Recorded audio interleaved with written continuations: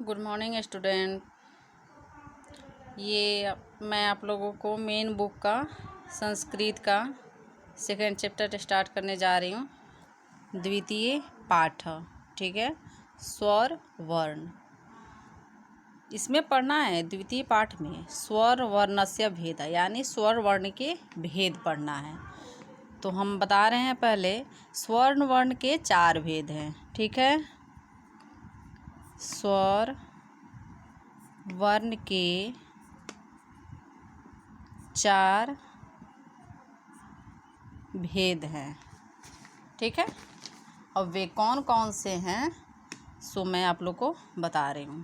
पहला है ह्रस्व स्वर, ह्रस्व स्वर वर्ण, ठीक है। ये पहला हो गया। दूसरा है दीर्घ स्वर वर्ण, ये दूसरा हो गया। 3 नंबर है संयुक्त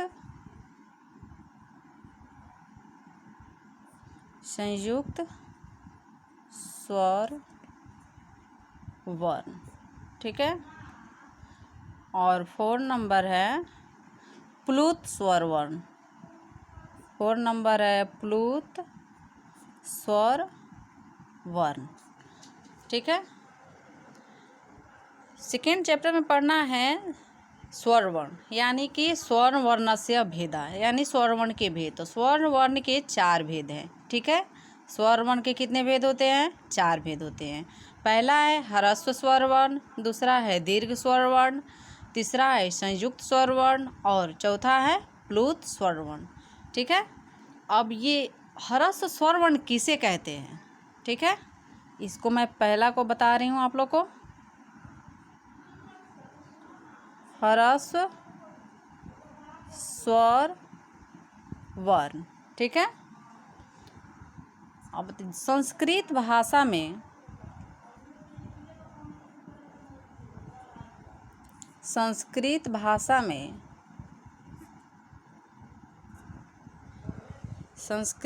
वे स्वर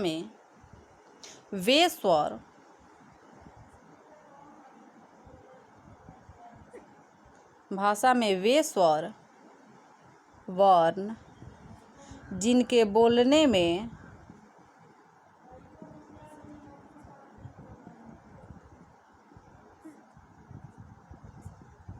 जिनके बोलने में एक मात्रा का समय लगता है,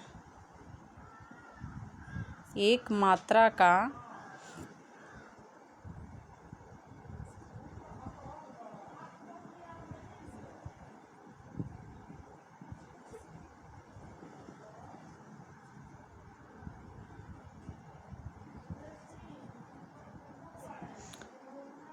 ह्रस्व स्वर वर्ण। संस्कृत भाषा में वे स्वर वर्ण जिनके बोलने में एक मात्रा का समय लगता है उन्हें ह्रस्व स्वर वर्ण कहते हैं। उन्हें क्या कहते हैं? ह्रस्व स्वर वर्ण कहते हैं, ठीक है। इनकी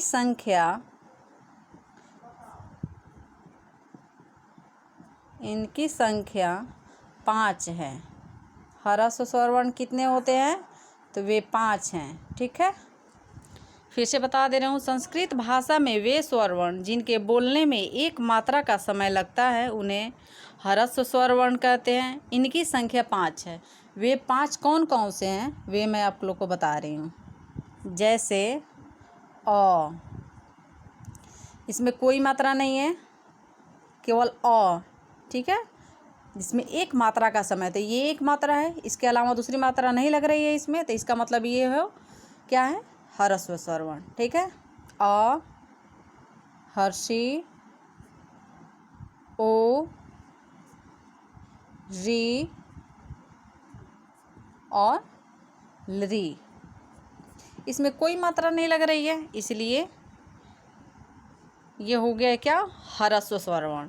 ह्रस्व स्वर वर्ण संस्कृत भाषा में वे स्वर वर्ण जिनके बोलने में एक मात्रा का समय लगता है उन्हें ह्रस्व स्वर वर्ण कहते हैं। इनकी संख्या 5 है, जैसे अ, ई, ओ, री। ठीक है। अब दूसरा है दीर्घ स्वर वर्ण। दूसरा है दीर्घ स्वर वर्ण। ठीक है। वे स्वर ध्वनियाँ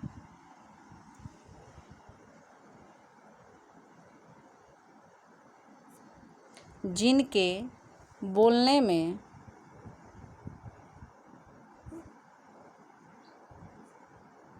दो मात्रा का अर्थात ह्रस्व स्वर से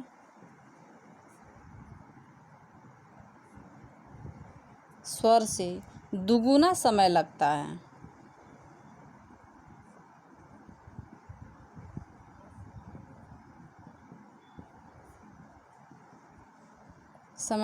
है। उन्हें दीर्घ स्वर वर्ण कहते हैं। उन्हें क्या कहते हैं? दीर्घ स्वर वर्ण कहते हैं। इसको मैं फिर से आप लोगों को बता दे रही हूँ। ठीक है।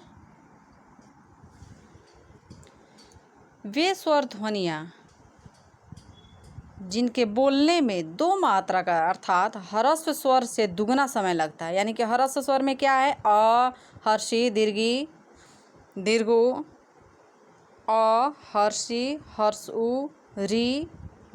ठीक है। इससे दुगना समय लगे उसे दीर्घ स्वर कहते हैं। ठीक है। इनकी संख्या 4 है। इनकी संख्या 4 है। ठीक है। अब वे कौन कौन से हैं वो मैं आप लोग को फिर से लिखवा दे रही हूँ। जैसे